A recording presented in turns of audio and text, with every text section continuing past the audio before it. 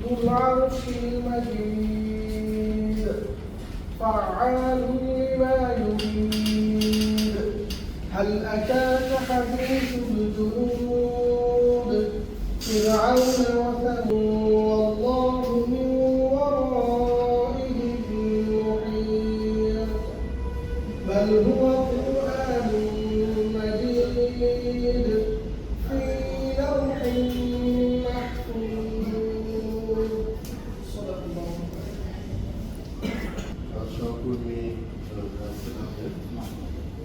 বিসমিল্লাহির রহমানির রহিম। আসসালামু আলাইকুম এবং শুভ সকাল। আপনারা জানেন আমাদের আমাদের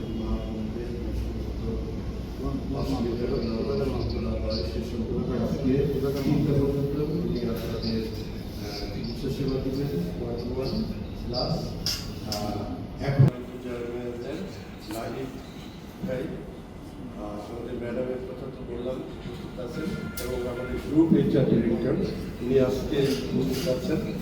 আমরা তাদেরকে ধন্যবাদ জানাই এবং বিশেষ করে আপনারা যারা উপস্থিত আছেন তাদেরকে ধন্যবাদ এবং প্রতিষ্ঠান ক্লিনিকের পক্ষ থেকে আন্তরিক ধন্যবাদ এবং কৃতজ্ঞতা জানাই। আপনারা জানেন গুলশান ক্লিনিক যদিও নাম আমাদের ক্লিনিক, কিন্তু এটি মূলত ডক্টরদের চেম্বার এবং আপনারা দেখবেন আমাদের বইগুলি আপনাদের কাছে দিবে আমাদের এখানে অনেক বিশেষজ্ঞ ডাক্তার বসেন যারা খুব স্বল্প ফি নিয়ে এখানে চিকিৎসা দেন এবং আমাদের যে ডায়াগনস্টিক ল্যাবরেটরি আছে বাংলাদেশে ঢাকায় বা বাংলাদেশে কম ডায়াগনস্টিক ল্যাবরেটরি আছে আমাদের সমমান আইসিডিআরবি বা ছাড়া আমাদের যে সমস্ত আছে খুব কম জায়গায় আছে, কিন্তু আমরা ওইভাবে প্রচার করি না, প্রচার করতে চাই না। আমাদের ইউনিট গ্রুপের এটা একটা প্রতিষ্ঠান। ইউনিট গ্রুপ থেকে আমাদের যে সম্মানিত ব্যবস্থাপনা পরিচালক মোহাম্মদ তার এটি মূলত ট্রাস্ট সেবামূলক প্রতিষ্ঠান হিসেবে সাবসিডি দিয়ে চালানো। এটা আমরা কিন্তু প্রফিটেবল অর্গানাইজেশন। তারপরেও আমরা এখন আমাদের এখানে যারা সরাসরি আমাদের সম্মানিত পেশেন্ট যারা আসবে, আমাদের ইনহাউস হোক বাইরের হোক, প্রত্যেককে আমরা বিশেষ ডিসকাউন্ট এবং আমরা খুব কম্পিটিটিভ প্রাইস ডায়াগনস্টিকের জন্য, যেটা পার্শ্ববর্তী অন্য যারা আছে তাদের চাইতে অনেক কম মূল্যে, যাতে আমাদের এই এলাকাটা হচ্ছে মানবসতিপূর্ণ এবং মধ্যবিত্ত বা নিম্ন মধ্যবিত্ত, তারা যাতে চিকিৎসা সেবা এবং তারা পরীক্ষা নিরীক্ষা স্বল্প ব্যয় করতে পারে ভালো চিকিৎসক যারা, সেই জন্য আমরা এই ব্যবস্থা করেছি। আর আজকে প্রতিপাদ্য বিষয় আপনারা জানেন যে স্তন ক্যান্সার মা বোনদের অনেকেই পরিবারে, যদিও আজকে আমাদের মা বোনরা এখন কম এসছে, পরে আমাদের বিশেষজ্ঞ চিকিৎসকদের সেবা নেবেন। এটা কিন্তু আমাদের পরিবারের সবারই সচেতন থাকার দরকার। বিশেষ করে পুরুষ যারা আছেন তাদের পরিবারের স্ত্রী হোক, মেয়ে হোক, বোন হোক, তাদের যদি ম্যাডাম বলবেন কি লক্ষণ বা কেন হতে পারে, এই লক্ষণগুলি হলে সাথে সাথে চিকিৎসা করানো দরকার। আবার আমাদের শিশু যারা আছে তারাও কিন্তু পরিসংখ্যানে দেখা গেছে বেশ বড় একটা অংশ ক্যান্সার, ব্লাড ক্যান্সার বা বিভিন্ন ক্যান্সার আক্রান্ত। তো আমরা আমাদের এই সামাজিক দায়বদ্ধতা থেকে আজকের এই আয়োজন করেছি আমাদের ইউনিক পরিবারের এবং আমাদের পার্শ্ববর্তী যে সমস্ত আছেন, এলাকাবাসী আছেন এবং আমাদের রোগী যারা আছেন তাদের সচেতনতার জন্য।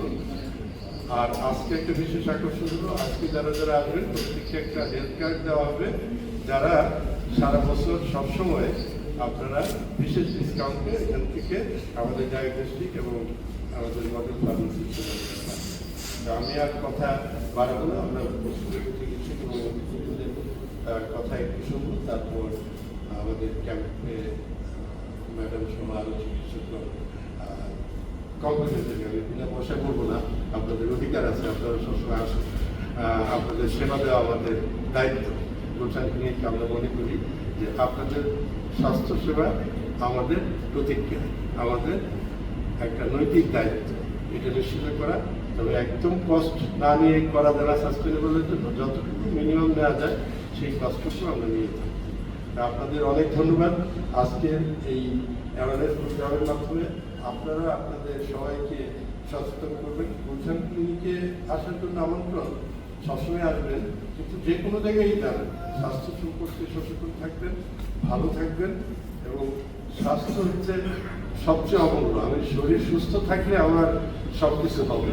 আমি যদি সুস্থ না থাকি আমার হাজার হাজার কোটি টাকা থাকলে তো লাভ নেই। আপনারা দেখেছেন কোভিডের মধ্যে যমুনা গ্রুপ কোম্পানিতে আমাদের খুব বন্ধু সিনিয়র বড় ভাই, উনি আইসিইউতে বলেছে আমার সব সম্পত্তি দিয়ে দিব চিকিৎসককে, আমাকে সুস্থ করে দাও। কিন্তু আগে যদি আমরা সচেতন হই তাহলে হয়তো আমাদের এই অবস্থা করতে হবে না। আর সবশেষে বলি, আমি নিজেও একজন ক্যান্সার সার্ভাইভার। আমার 2018 সালে প্রোস্টেট ক্যান্সার হয়েছিল, কিন্তু আমি স্বাস্থ্য সচেতন হওয়াতে সাথে সাথে আমার এটা ডিটেক্ট হয়েছে এবং আমি অপারেশন করেছি। আলহামদুলিল্লাহ আমি এখন আর এটা রেকারেন্স বা পুনরায় হবার কোনো সম্ভাবনা নেই। আমার কোনো কেমোথেরাপি বা কিছু লাগে না। এই জন্য আমি মনে করি, আমি ব্যক্তিগতভাবে যে মানুষের সেবা করা আমার নৈতিক দায়িত্ব। আল্লাহ আমাকে হায়ার দিয়েছেন, এটা এক্সটেন্ডেড। আমি মনে করি যতদিন আসি মানুষের সেবা করে যাব আমি এবং আমার সহকর্মী সবাই। আপনারা ভালো থাকবেন, অনেক ভালো থাকবেন। ম্যাডামকে বিশেষভাবে ধন্যবাদ যে আপনি আপনার মূল্যবান সময় বাদ দিয়ে যে ঢাকা মেডিকেল কলেজ থেকে আজকে অফ নিয়ে আমাদের এখানে আপনাদের সেবা দেওয়ার জন্য আমাদের সেবা করে সবাইকে ধন্যবাদ। এবং বিশেষ করে আমাদের কলেজ অতিথিবৃন্দ যারা আছেন তাদেরকে ধন্যবাদ জানিয়ে শেষ করছি। দোয়া করবেন আমাদের জন্য। গুলশান ক্লিনিক আমার সহকর্মী যারা আছে প্রত্যেকের জন্য দোয়া করবেন, যাতে আমরা সবার জন্য স্বাস্থ্য সেবা দিই। অনেক ধন্যবাদ। আসসালামু আলাইকুম। ধন্যবাদ সিওকে ওনার মূল্যবান বক্তব্যের জন্য। এই মুহূর্তে আমি অনুরোধ করবো Abdul Motaleb, director group officer. আসসালামু আলাইকুম। আমি আন্তরিকভাবে ধন্যবাদ জানাচ্ছি ম্যাডামকে। ম্যাডাম আজকে ছুটি নিয়ে এখানে আমি চলেছি 3টা পর্যন্ত এখানে আজকে সময় দেবেন। এটা আসলে অনেক বড় একটা অর্জন করবো আমি গুলশান ক্লিনিকের জন্য। একজন ডক্টর সবসময় কিন্তু ব্যস্ত থাকেন, হসপিটালে ব্যস্ত থাকেন, বাইরে আবার প্র্যাকটিস করেন। এত কিছুর মধ্যেও আজকে শনিবারে ছুটি নিয়ে এখানে এসে যে 3টা পর্যন্ত সময় দিবেন, এটা আমাদের জন্য আসলে এটা আমাদের জন্য একটা সুবর্ণ সুযোগ করবো। তো আর আজকে যাই বলবেন আমি বেশি কিছু করবো না। দুলু সাহেব আজকে সবকিছুই মানে মোটামুটি সবকিছুই কাভার করেছেন। দুলু বলতে আমাদের মাসিকুর রহমান সাহেব, ওনাকে আমরা দুলু নামে বেশি চিনি। তো পারপাসটা কি, গুলশান ক্লিনিক কিভাবে চলছে, আমাদের এমপি স্যারের মিশনটা কি, এটা নিয়ে এগুলো উনি কাভার করে দিয়েছেন।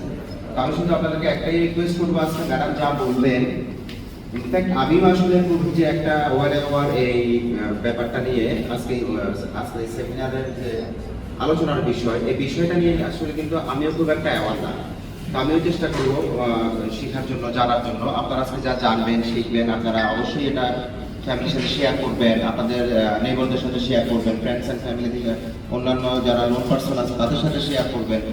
আর অ্যাট দ্য সেম টাইম আমাদের দুলু সাহেব যেটা বলেছেন যে এখানে আসলে একটা স্পেশাল ডিসকাউন্টের মাধ্যমে সার্ভিসটা দেওয়া হবে, যেটা মিনিমাম যে এক্সপেন্সটা আছে সেটা নিয়েই হচ্ছে উনি চেষ্টা করবে যাতে করে এটা কাভার করা যায়।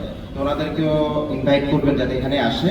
সবচেয়ে বেশি হচ্ছে আজকে ম্যাডাম যা বলবে, যে বিষয়গুলো নিয়ে আলোচনা করবে, এগুলো জেনে বুঝে এগুলো আপনারা শেয়ার করবেন বাকিদের সাথে, যারা বাকিরাও সচেতন হতে পারে। Thank you. আমি আমার ধন্যবাদ জানাচ্ছি ম্যাডামকে এখানে আসার জন্য, তার মূল্যবান সময়টা এখানে দেওয়ার জন্য। Thank you very much. Thank you sir আপনার মূল্যবান বক্তব্যের জন্য। আমি এই মুহূর্তে অনুরোধ করবো যারা এমদাদুল বাড়ি জিএমও ফাউন্ডেশন ইউই স্যারকে কিছু বলার জন্য।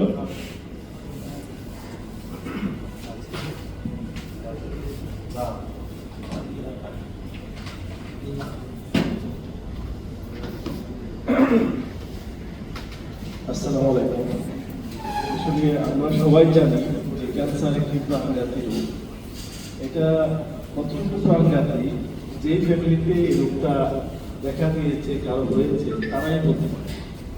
আমার মা বিগত 7 মাস আগে একটা পিত্ত থলি অপারেশনের পরে আমরা রেস্টের নিচ্ছে, চামড়া নিচ্ছে একটু কালো দাগ, একটু ব্যথা করে বলতেছিল। গত রোজার ঈদের পরে, ঈদের সময় তখন আমরা রোজার ঈদটা অতিবাহিত করে টাকা নিয়ে আসলাম। আসার পরে বিভিন্ন জায়গায় আমরা বড় বড় হসপিটালে ট্রিটমেন্ট করাচ্ছিলাম, আসলে এটা কি।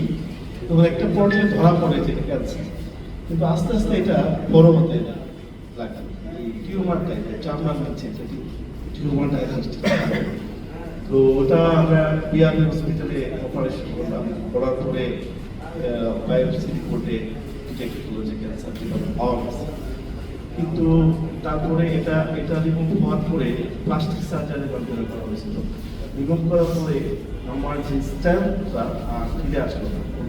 পরবর্তীতে খাদ্যদানি বা ওটার নিচ্ছে আরেকটা টিউমার করলো। তো ডাক্তাররা সাহস করে যে ওই টিউমারটা অপারেশন করবে ওই অবস্থা পাচ্ছিল। তো 5 মাস আমরা সময় দিয়েছিলাম। সর্বশেষ ক্যান্সারে ভর্তি ছিল।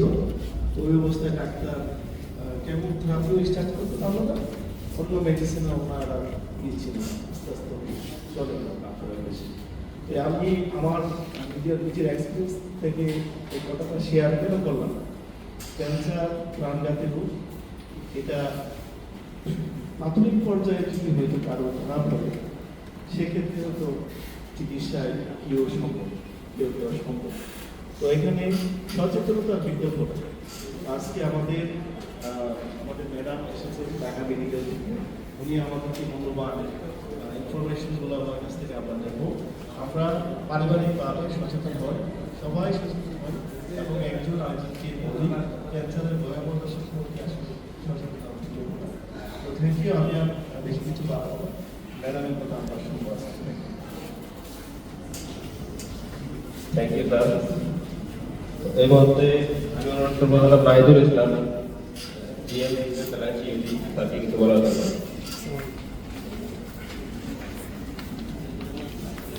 আসসালামু আলাইকুম।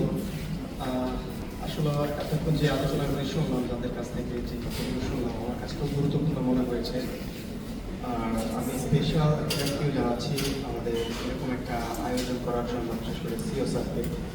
পাশাপাশি ধন্যবাদ জানাচ্ছি যে আমাদের ম্যাডামকে, যে উনি অনেক গুরুত্বপূর্ণ কাজ রেখে আমাদের এখানে সময় দিচ্ছেন। কাছ থেকে আমি যে বিষয়টা বলতে চাই সেটা হচ্ছে যে আপনারাই হচ্ছেন এই পোশাক ক্লিনিকের সবকিছু।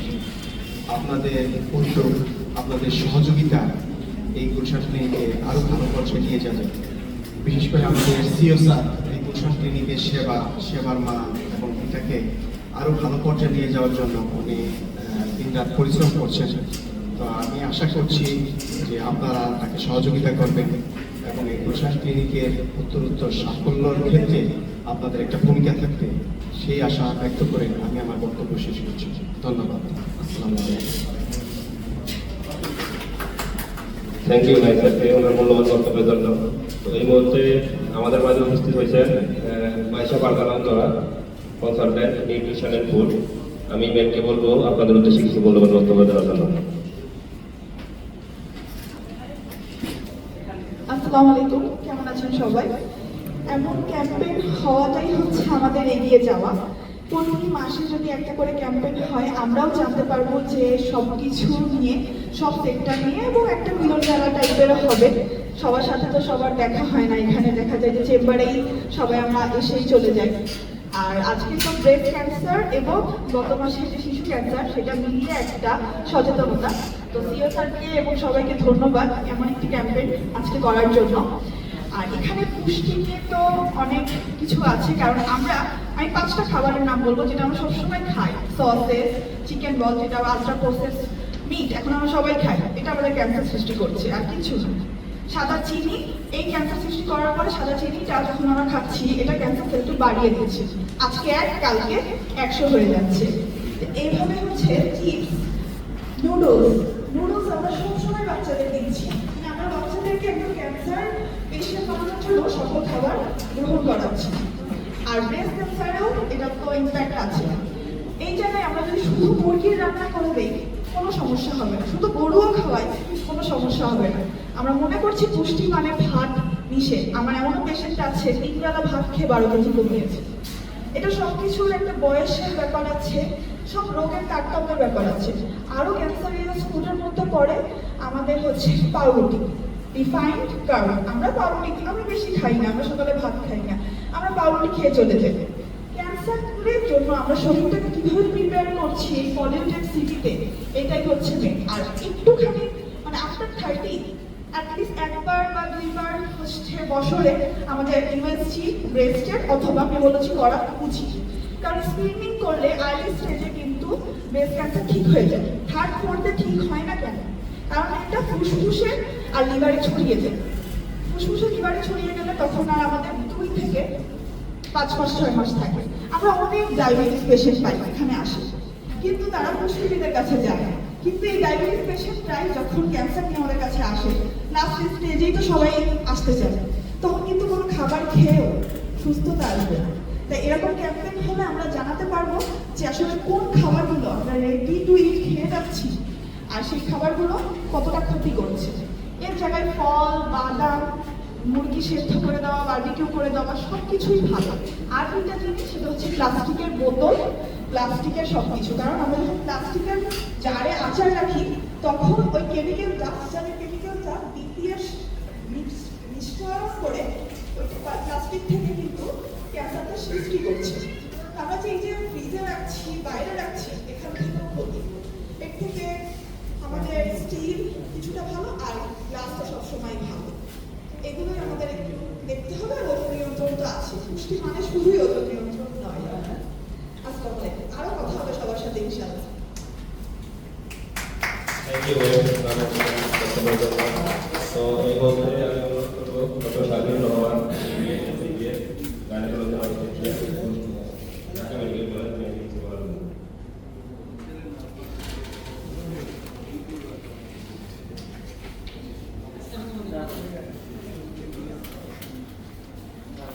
অক্টোবর মাস প্রতি বছরের 12 মাসের মধ্যে অক্টোবর মাসকে নির্বাচন করা হয়েছে শুধুমাত্র নারীদেরকে সচেতন করার জন্য। অক্টোবর মাসকে বলা হয় পিঙ্ক অক্টোবর, গোলাপি অক্টোবর। এই গোলাপি অক্টোবরে যেটা করা হয়, অক্টোবরের 10 তারিখে ধরা হয়েছে breast cancer awareness day. Breast ক্যান্সারের সচেতনতা দিবসের জন্য 10 অক্টোবরকে নির্ধারণ করা হয়েছে। তো অক্টোবর মাসে আমরা যেটা করি সেটা হচ্ছে প্রতিটি নারীকে ব্রেস্ট ক্যান্সারের ভয়াবহতা সম্পর্কে জানান দিই এবং এবারের প্রতিপাদ্য বিষয় জেনে নিন, সতর্ক হন এবং স্ক্রিনিং জীবন বাঁচায়। তার মানে কি জানতে হবে প্রত্যেকটা নারীকে ক্যান্সার কি, ব্রেস্ট ক্যান্সার কি, তার লক্ষণগুলো কি এবং কিভাবে আমরা এটা থেকে প্রতিরোধ করতে পারি এবং কিভাবে আর্লি ট্রিটমেন্ট নিয়ে আমরা জীবনটাকে আগায় যেতে পারি। তো আমরা যেটা করব যে আমাদের দেশে যেটা হয় যে লজ্জার কারণে, বেশিরভাগ নারী লজ্জার কারণে নিজেদের কোনো লক্ষণ পাইলেও সেটা তারা পরিবারের কাউকে জানায় এবং এটা জানাতে যখন জানায় তখন সে একদম লাস্ট স্টেজে জানায়। তো আমাদের এবারে প্রতিপাদ্য বিষয় হবে যে আমরা যেন এটা আগেই জানি, আমরা নিজেরা আগে সতর্ক হব, যে নিজেরা জানতে পারবো যে হ্যাঁ আমাদের মধ্যে একটা পরিবর্তন আসছে, সেটা আমরা তাড়াতাড়ি ডাক্তারের কাছে যাব, আর্লি স্ক্রিনিং করব, কোনো খারাপ কিছু আছে কিনা সেটা জানবো এবং এইটার জন্য যে ট্রিটমেন্ট দরকার সেটা আমরা নিব। তো এই জন্য আমাদেরকে এই দিবসটা পালন করা। আমাদের দেশে 2013 সাল থেকে এই অক্টোবর মাসে গোলাপি শোভাযাত্রা শুরু হয়েছে নারীদেরকে সচেতনতার জন্য। তো এই যে ব্রেস্ট ক্যান্সার যেটা, সেটা হচ্ছে যে আমাদের দেশে যতগুলো ক্যান্সার হয় মহিলাদের, তার মধ্যে কিন্তু প্রথম ক্যান্সার। অথচ আমরা কিন্তু জানি যে না, প্রথমে নারীরা মারা যায় জরায়ু ক্যান্সারে, ওভারিয়ান টিউমার ক্যান্সারে, লাং ক্যান্সারে, কিন্তু না, ব্রেস্ট ক্যান্সারে সবচেয়ে বেশি রোগী মারা যায়, যেটা কিন্তু আমরা এখনো জানি না। প্রতি বছর 13,000 নতুন রোগী শনাক্ত হচ্ছে শুধুমাত্র ব্রেস্ট ক্যান্সার রোগী এবং এর মধ্যে 6,000 মানুষ শুধু মারাই যাচ্ছে, 6,000 প্লাস মানুষ মারা যায়। আর 2020 সালে পুরো পৃথিবীতে 22 লাখ নারী শনাক্ত হয় শুধুমাত্র breast cancer. Can you imagine যে এটা কত সংখ্যক মানুষ এটাতে আক্রান্ত হচ্ছে প্রতি বছর। এবং এখান থেকে দেখা যায় যে 13 লাখেরও বেশি মানুষ মারাই গেছে শুধু। তারপরে হয়তো এটার যে প্রতিক্রিয়াগুলো সেগুলো তো রয়েই গেছে। তাহলে শুধুমাত্র মারাই যাচ্ছে অর্ধেকের বেশি মানুষ। তাহলে আমরা কি করব? প্রথমে নিজে সচেতন হব, পরিবারের লোককে জানাবো, ডাক্তারের কাছে যাব এবং যে পরীক্ষা নিরীক্ষা করা দরকার সেগুলো করব এবং সে অনুযায়ী ট্রিটমেন্ট দিব। আমাদের সচেতনতা কেন দরকার? দরকার এই কারণে যে ব্রেস্ট ক্যান্সার যদি আর্লি ডায়াগনোসিস হয়, যদি আমরা আগে থেকে জানতে পারি, তো এইটার জানার ফলে যে চিকিৎসাগুলো আছে সেই চিকিৎসাগুলো যদি আমরা নিতে পারি, তাহলে দেখা যাবে যে আমাদের বাঁচার সম্ভাবনা অনেক বেড়ে যাবে। কিন্তু যদি এটা লেট ডায়াগনোসিস হয়, আমরা যদি এটা 8 থেকে 9 মাস পরে জানতে পারি, তাহলে দেখা যাবে যে আমরা সেই রোগীকে আর বাঁচাতে পারবো না। সুতরাং আমাদের প্রতিবাদ্য বিষয় যে আমরা সতর্ক হব, জানবো এবং স্ক্রিনিং করব। স্ক্রিনিং করব কিভাবে? নিজেরা স্ক্রিনিং করব প্রতি মাসে, প্রতি বছরে স্ক্রিনিং করব ডাক্তারের কাছে যে, এবং প্রতি 2 বছর পর পর আমরা ইনভেস্টিগেশন করব সচেতনতার জন্য, যেটা আমরা হাতে পাই নাই সেটা যাতে উন্নত ডায়াগনোসিসের মাধ্যমে, আল্ট্রাসোনোগ্রাফি, ম্যামোগ্রাফি এগুলোর মাধ্যমে যাতে ধরা পড়ে এবং আমরা যাতে যত দ্রুত সম্ভব চিকিৎসার মধ্যে যেতে পারি। এই জন্য এবার আমাদের প্রতিবাদ্য বিষয় সতর্ক হওয়া এবং স্ক্রিনিং করা। তো আমরা প্রথমে কি করব? যে নিজেরা প্রথমে প্রতি মাসে মেনস্ট্রুয়েশনের পরে, প্রতি মাসে পিরিয়ড হওয়ার পরে আমরা নিজেরা চেক করব। কিছুই না, শুধুমাত্র বাসাতে যদি আমরা নিজেরা মনে করি যে আমাদের এবার পিরিয়ড শেষ হয়ে গেছে, সুতরাং আমরা একটু আমাদের ব্রেস্টটা পরীক্ষা করবো। শুধুমাত্র একটা হাতের দরকার। এই হাত দিয়েই কিন্তু আমরা নিজেদেরকে পরীক্ষা করে দেখবো যে আমার ব্রেস্টের কোনো পরিবর্তন এসেছে কিনা, কোনো নতুন চাকা পাচ্ছি কিনা, আমি কোথাও লাল হয়েছে কিনা, কোথাও ফুসকুড়ি উঠেছে কিনা, কোথাও গোটা হয়েছে কিনা, কিংবা দুধের যে ব্রেস্টের যে বৃন্ত আছে সেই বৃন্ত দিয়ে কোনো অস্বাভাবিক রস নিঃসরণ হচ্ছে কিনা, কিংবা চামড়াটা কুচকে গেছে কিনা, এই ধরনের জিনিস যদি আমরা পাই, তাহলে সাথে সাথে আমরা কি করবো? এটা গেল আমাদের স্বপরীক্ষা, মানে নিজেদের পরীক্ষা গেল। এটাকে বলি আমরা clinical breast examination, self breast examination. যদি আমরা এটা পাই, সাথে সাথে আমরা কি করবো? একজন গাইনোকোলজিস্টের কাছে আসবো। হ্যাঁ, সেখানে তিনি কি করবেন? তিনি আগে প্রথমে পরীক্ষা করবেন, তার হাত দিয়ে সে পরীক্ষা করবে, বিভিন্ন পজিশনে পরীক্ষা করবে। যদি দেখে যে হ্যাঁ সত্যি আপনি যে পরীক্ষাটা করেছিলেন, আপনি নিজে নিজে যেটা শনাক্ত করেছেন সেটা আসলেই আছে, তাহলে কি করবো আমরা? তাহলে আমরা তখন উন্নত পরীক্ষার মাধ্যমে যাব যে এটা আসলে সত্যি কিনা। সেখানে আমাদের কি রয়েছে? সেখানে আমাদের রয়েছে আল্ট্রাসোনোগ্রাফি অফ দ্য ব্রেস্ট এবং ম্যামোগ্রাফি। এই দুইটা পরীক্ষার মাধ্যমে আমরা সাধারণত কনফার্ম হব যে হ্যাঁ আমাদের ব্রেস্টে অস্বাভাবিক কিছু একটা আছে। যদি তাই থাকে তাহলে আমরা এটা কনফার্ম হওয়ার পরে, কনফার্ম ডায়াগনোসিস হওয়ার পরে আমরা ট্রিটমেন্টে চলে যাব। বেশিরভাগ ট্রিটমেন্ট হচ্ছে সার্জারি, এবং সার্জারির ফলে যদি এটা আর্লি স্টেজে থাকে, এটা সম্পূর্ণভাবে কিওরযোগ্য, মানে সম্পূর্ণভাবে এটা মুক্ত হবে। তো এই যে মুক্ত হওয়ার রেট যেটা, সেটা আসলে আমরা ভাবি কি যাদের বয়স কম তাদের মনে হয় বেশি, কিন্তু না। 40 বছরের উপরে কিন্তু ক্যান্সারের পরিমাণ বেশি। কিন্তু ব্রেস্ট ক্যান্সারের বেলায় ক্যান্সার আসলে কোনো বয়স মানে না, এটা আমাদের মনে রাখতে হবে। ক্যান্সার কোনো বয়স মানে না, ক্যান্সার যে কোনো বয়সে হতে পারে। নারীদের ক্ষেত্রেও তাই। আমরা ভাবি যে এটা মানে যাদের বয়স্ক বেশি তাদের হবে, আমাদের হবে না, কিন্তু এটা সম্পূর্ণ ভুল ধারণা। সেই জন্য 20 বছর থেকে নিজেদের পরীক্ষা করতে হবে।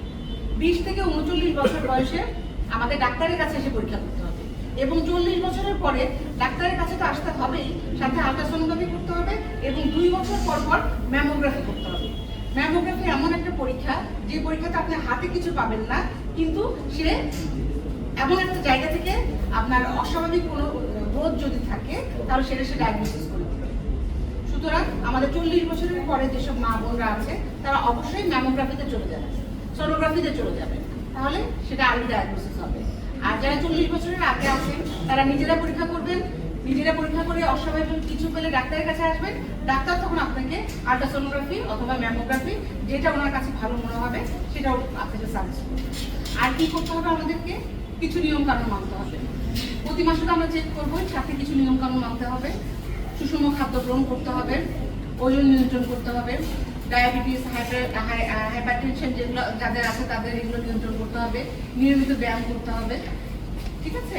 এবং তাহলে আমরা কি করব যে সবসময় মনে রাখবো যে ক্যান্সার বয়স মানে না, সুতরাং প্রত্যেকটা বয়সেই আমাদেরকে সচেতন হতে হবে এবং আমাদেরকে নিজেদের পরীক্ষা সহ ডাক্তারের কাছে আসতে হবে এবং আমাদের উন্নত মানের যে পরীক্ষা নিরীক্ষা আছে সেগুলো করতে হবে।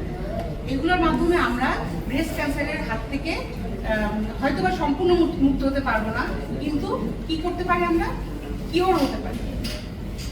ঠিক আছে? আর্লি ডায়াগনোসিসের হলে আমাদের বাঁচার সম্ভাবনা অনেক বেড়ে যায়।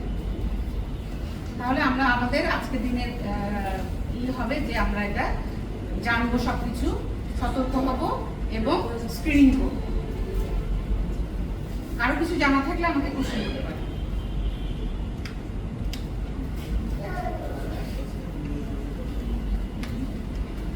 আমার মনে হয় এখানে এটাই তখন সফল হবে, মামুনরা আছেন, আপনারা আছেন, ম্যাডাম আছেন, আমাদের দৃষ্টিবিদ, বিশেষজ্ঞ, আপনারা আপনাদের কোশ্চেনগুলো একটু বলেন। এটার কিছু না, এখানে মুক্ত আলোচনা, যে আপনারা বললে তাহলে আরো অ্যান্সার পেয়ে যাবেন। আমার ভাবি রিসেন্টলি গত পরশু দিন তার মেমোগ্রাফি করেছে, তার 4 cm বাই 2.5 cm একটা বস্তু দেখা গেছে। এখন হ্যাঁ বেশ বড়। হ্যাঁ, তো এখন এটার কি করণীয় কি, এটা যদি আচ্ছা, ম্যামোগ্রাফিতে যখন কোনো আমরা লাম্প পাই, মানে কোনো টিউমার পাই, তখন আমরা চলে যাই এটাকে হচ্ছে কোর বায়োপসি, মানে ওখান থেকে টিস্যু নিয়ে পরীক্ষা করার জন্য যে এটা বিনাইন মানে খারাপ না ম্যালিগন্যান্ট মানে খারাপ কিনা, ক্যান্সার কিনা। যদি এই কোর বায়োপসির রিপোর্টে আসে ক্যান্সার, তাহলে ওনার আরও কিছু লিম্ফ নোড আছে কিনা সেগুলোর জন্য পরীক্ষা করতে হবে যে কোনো ভূগোলে কোনো চাকা আছে কিনা। ঠিক আছে? ভূগোলে চাকা থাকা মানে এটা এক্সটেন্ড করছে, সাথে আরও রুটিন কিছু ইনভেস্টিগেশন করবো যে এটা ছড়ায় গেছে কিনা। ঠিক আছে? লিভার, স্টমাক, সারা শরীরে ছড়ায় গেছে কিনা, এটার কিছু পরীক্ষা আছে। যদি দেখা যায় যে না ছড়ায় নাই, তাহলে কিন্তু এটা সার্জারির মাধ্যমে রিমুভ করলে, তারপর হচ্ছে সার্জারির মাধ্যমে রিমুভ করার পরে ওই টিউমারের পুরো অংশটা পরীক্ষা করতে হবে। পুরো অংশ পরীক্ষা করার পরে যদি দেখা যায় যে না এটা আর্লি স্টেজে আছে, তাহলে দেখা যায় যে কেমোথেরাপি দিলে উনি সম্পূর্ণভাবে সুস্থ হয়ে যেতে পারেন। আর যদি দেখা যায় যে না এটা বিনাইন, তাহলে আর তো আর কিছু লাগবে না, শুধুমাত্র টিউমারটা ফেলে উনি সুস্থ হয়ে যাবেন। জি, অপারেশনটা হচ্ছে যেহেতু অনেক বড় চাকা, এটা অপারেশন করতে হবে। ঠিক আছে, আরো কার কোন কোশ্চেন থাকে বলতে পারেন।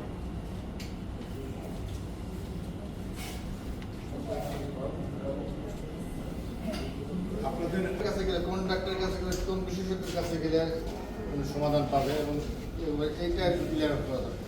আমরা তো একটা অসুখ হলে পারি মানে যার তার কাছে নিয়ে যাই, যে কোনো ডাক্তারের কাছে নিয়ে যাই, এইটা একটা ক্লিয়ার করে পাবে। ঠিক আছে, বিশেষ করে ব্রেস্ট ক্যান্সারের ভিতরে। ক্যান্সার এমন একটা রোগ যেটা শুধুমাত্র একজন ডাক্তার কিংবা একজন বিশেষজ্ঞেরই অ্যাপ্রোচে, একজন ব্রেস্টের, আপনার যেহেতু ব্রেস্টের বলছি আমরা, ব্রেস্টের রোগী প্রথমে কোথায় আসে? একজন মহিলা ডাক্তারের কাছে আসে, গাইনোকোলজিস্টের কাছে আসে। তো আমরা সাধারণত তার সমস্ত কিছু পরীক্ষা করে যদি আমরা দেখি যে এটা খারাপ, তাহলে কিন্তু আমরা একা শুধু করি না, আমরা কি করি, অনকো সার্জন মানে ক্যান্সার বিশেষজ্ঞ যে সার্জন আছে তাকে সাথে নিই। শুধু তাই না, তাকে সাথে নিই এবং এই ক্যান্সারের উপরে ক্যান্সারের টিস্যু যারা পরীক্ষা করেন প্যাথোলজিস্ট, তাকেও আমরা সাথে নিই। একটা টিউমার বোর্ড করি, ক্যান্সার বোর্ড করি, এবং এই বোর্ডের মাধ্যমে আমরা সিদ্ধান্ত নিই ওনাকে কোন ধরনের অপারেশন করব। ঠিক আছে? তারপর সেই অপারেশন করার পরে আমাদের আরও আছে যে কেমোথেরাপি বিশেষজ্ঞ যে আছে, ঠিক আছে, তারও মতামত নিব যে তাকে কোন ধরনের কেমোথেরাপি দিতে। সুতরাং এটা ক্যান্সার কখনোই আমরা একা ট্রিটমেন্ট করি না, সেটা যে কোনো ধরনের ক্যান্সারই হতে পারে। আমাদের যদি জয়ের ক্যান্সারও হয়, অপারেশন আমরা করি, কিন্তু বোর্ড একটা করি যে এর পরবর্তীতে উনি যে কোন কোন স্টেপে যাবে, এর পরবর্তীতে যদি সে রেডিওথেরাপি সেটা তো আপনারা সিদ্ধান্ত অবশ্যই অবশ্যই প্রাথমিকভাবে আমি কার কাছে যাবো, কোন ডাক্তারের কাছে? প্রাথমিকভাবে কি ব্রেস্ট ক্যান্সার হলে তো গাইনোকোলজিস্টের কাছে আসবে। আমরাই সিদ্ধান্ত নিয়ে ওনাকে বলবো যে আপনি এখন এই স্টেপে যান, এই স্টেপে যান, এবং আমরা ওই বোর্ডের মধ্যে ইনক্লুডেড। নারীদের যেসব ক্যান্সার হয় সবসময় আমরা গাইনোকোলজিস্টরা ওই বোর্ডের মধ্যে ইনক্লুডেড থাকি, এবং আমরা স্টেপ বাই স্টেপ কার কাছে যাবে রুগী, কি ধরনের ট্রিটমেন্ট নেবে, এটা বলতে থাকি। তখন ফার্দার অনুরোধে বা অন্যান্য সাপোর্ট ম্যাডাম ঠিক আছে কিনা? প্রথমেই আমার ইয়ের ক্যান্সার স্পেশালিস্টের কাছে যাওয়ার দরকার নেই, প্রথম গাইনোকোলজিস্টের কাছে যাওয়া দরকার। ধন্যবাদ। আর কারো কোশ্চেন থাকলে, আর কারো কি কোনো কোশ্চেন আছে? আমি ছোট একটা প্রশ্ন করতে হ্যাঁ। চাই। সেটা হচ্ছে আমরা তো আমাদের পুষ্টি বিভাগ ডক্টরের কাছে জানতে পারলাম নর্মাল ক্যান্সার কি কারণে হয়, তো ব্রেস্ট ক্যান্সারটা মূলত কি কারণে হয় এটা যদি একটু মেমের কাছ থেকে আমরা শুনবো, যাতে আমরা সচেতন হতে পারি। আচ্ছা, ব্রেস্ট ক্যান্সার যে কারণে হতে পারে, যে কোনো মেয়েরই হতে পারে, ঠিক আছে, কিন্তু এখানে ফ্যামিলি হিস্ট্রিটা খুব ইম্পর্টেন্ট। যদি তার ফ্যামিলিতে ফার্স্ট ডিগ্রি রিলেটিভ মানে মা, খালা, বোন, ওনারা যদি কোনো ধরনের ক্যান্সারে আক্রান্ত থাকে এবং বিশেষ করে যদি ব্রেস্ট ক্যান্সারে আক্রান্ত থাকে, তাহলে অবশ্যই সেই নারীকে 30 বছর কিংবা 25 বছর থেকে তাকে সাবধান হতে হবে যে হ্যাঁ, যেহেতু আমার মা কিংবা খালা ব্রেস্ট ক্যান্সারে আক্রান্ত ছিল, তারা বেঁচে আছে অথবা মারা যাক, যেই হোক, যদি তার এই রিলেটিভগুলো আক্রান্ত থাকে তবে তাকে এই 20 বছর 25 বছর থেকে তাকে সচেতন হতে হবে যে আমারও এটা হওয়ার সম্ভাবনা অনেক বেশি। এটাকে আমরা বলি জেনেটিক অ্যাসোসিয়েশন, এবং এটার জন্য আমরা জিনগত পরীক্ষা কিন্তু সেটা যদি আমাদের কাছে আসে বলে যে আমার মা অথবা খালা ব্রেস্ট ক্যান্সার অথবা ওভারিয়ান ক্যান্সারে মারা গেছে, তখন কিন্তু আমরা তাকে জেনেটিক স্ক্রিনিং শুরু করি যে সেও পজিটিভ করি, তারও কি 8-10 বছর পরে হবে, ঠিক আছে। BRCA1 নামে একটা জিন আছে, BRCA2 নামে একটা জিন আছে, তো ওই জেনেটিক স্ক্রিনিং আমরা তাকে পেলাম যে তাকে এটা করতে হবে এবং ইয়ারলি তাকে হচ্ছে ম্যামোগ্রাফি করতে হবে, যে তার খুবই মানে অনেক বেশি 80% সম্ভাবনা থাকে তারাও ব্রেস্ট ক্যান্সার হওয়া যদি ফার্স্ট ডিগ্রি রিলেটিভ আক্রান্ত হয়।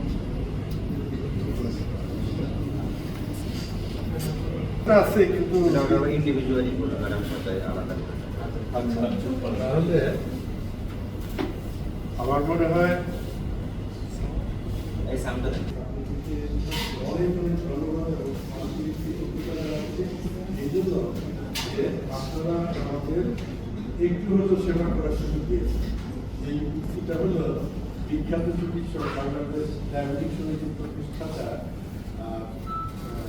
প্রফেসর ডক্টর ইব্রাহিম স্যার প্রয়াত, ওনার we are grateful to you for giving the opportunity to serve you. আমরাও তার কথা ইয়ে করে বলতে চাই, আপনাদেরকে একটু সেবা করার সুযোগ দেওয়া, একটু একটা যদি সরকারে দাঁড়িয়ে আল্লাহ কবুল করেন, এই যে আপনাদের মাধ্যমে আমরা আয়োজন করছি, আমাদের অতিথিরা আছেন, ম্যাডাম আসছেন, আসছেন, এই জন্য আপনারা জায়গা পরিবারের সাথে শেয়ার করবেন। আপনারা আমাদের ক্যাম্পে ম্যাডাম পেশেন্ট দেখবেন, আজকে ফুল কাউন্টার করে আশেপাশে যদি কারো বাসা থেকে বা ফোন করে দিলেন, আপনাদের বাসার যে ভাবিরা আছেন বা আমাদের মেয়েরা আছেন, তাদের যদি মনে করেন এলে চিকিৎসা সেবা জানিতে পারেন, পরামর্শ দিতে পারেন। আর নিউট্রিশনের বলতেছিলাম যে শিশুদের ক্যান্সার কেন হয়, তার একটা বিশেষ কারণ, তার বলতে জাঙ্ক ফুড খাই আমরা, এই বার্গার, স্যান্ডউইচ, চিকেন বল, এই জাতীয় বিভিন্ন রকম খাবার খাই। তারপরে যে চিনি, তো আমাদের আমার একসময় চিনি খুব প্রিয় খাবার, ক্যান্সার বাসায় ফ্রিজে আর কিছু না দেখলে সবাই সবাই মিষ্টি নামের সাথে যাই হোক, আপনারা অনেক অনেক ধন্যবাদ। এরপর থেকে ম্যানেজার কোনো পর থেকে এবং আরো বেশি চিকিৎসা চলে, এটার সাথে জড়িত আমাদের সদরদের যে আলট্রাসাউন্ড করে ওই বিশেষজ্ঞ চিকিৎসক আছেন, উনি আপনাদের পরামর্শ দেবেন, প্লাস যদি কোনো আমাদের ইয়ে করতে হয় সবাইকে ধন্যবাদ জানিয়ে প্রথম পর্বে আপনাদের অনেক অনেক ধন্যবাদ। ভালো থাকবেন ম্যাডাম, ভালো থাকবেন।